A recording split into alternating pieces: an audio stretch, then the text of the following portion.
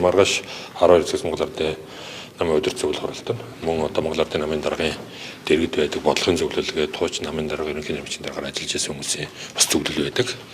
Тэгээд бас тэр нөхцөл байдалтай холбоотойгоор хуралдаж за цаг үеийн нөхцөл байдлуудын асуудлаар ярилцсан. Тэр бол зарна гарсан. Та өмнө нь хэлжсэн шүү дээ. Удирдах зөвлөл хуралдаад бүлэгт бол одоо чиглэл өгөхгүй гэх. Тэгээ одоо яга хуралдахаар болсон. Одоо ямар чиглэл гарах вэ? Бүлэгт бол ямар нэгэн чиглэл өгөхгүй. Өдөр зөвлөл бол энэ улс төрийн нөхцөл үүсэж байгаа за улс орны одоо энэ чинь ажил аяллтууд явж байна тийм ээ бензин масал цаг үеийн юмнууд явж байна шатхууны хомсдол цохимол хомслууд бий болж байна за парламентын төвшин засгийн газрын төвшинд бас тодорхой асуудлууд яригдж байна энэ зүйлүүдийг бол тодорхой хэмжээгээр хоорондоо санаасэлцэх хэрэгтэй тэр агуулгаар бол өдөр зөвлөл маргааш хараарч зэгсэх улсын хурлын дарга ер нь бол энэ бүлгийн одоо ерөнхий сайдын асуудал хэлцэж байгаа үед бол намын өдөр зөвлөл хуралддаггүй яагаад гэвэл ерөнхий сайдыг бол баг хурал томилдог гэдгийг бид хоёуд хэлжсэн. Одоо бол ерөнхий сайдын асуудал цэцгийн дүгнэлт гараад эцэлгэлээ шүү дээ.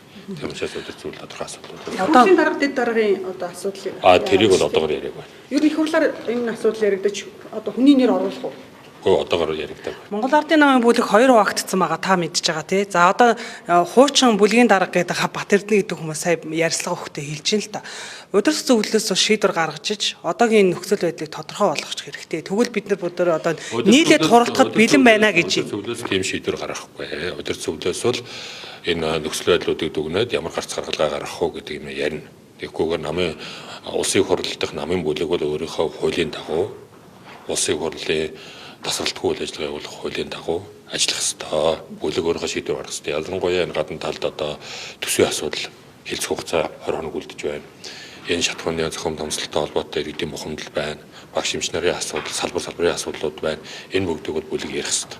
Их хурлаас бас одоо амар эзлэн дарга ялалт байгууллаа гэдэг нэр өгсөн боловч одоо намаас дээч хөрөө материалыг бол тухайн нөгөө бүлгийн баг хурлыг хуралдуулсан хуралдааны даргалагч, орлогч дарга нар ярьж явах хэрэгтэй. Одоогор тийм бичих нь яваг байна. Их хурлаар яхаа амар эсэлэн даргыг дахиж баталгаажуулах асуудлыг жиглэх асуудлыг ярих юм уу? Манай намын дүрмээр намын хурал 4 жилд нэг удаа болдог. Намын хурлаар бол Монгол Ардын намын даргаыг, Монгол Ардын намын баг хурлыг, хяналтын хороог энэ одоо ээлжид хурлаа сонгодог. Тэрний дагуу сонгуул явагдана.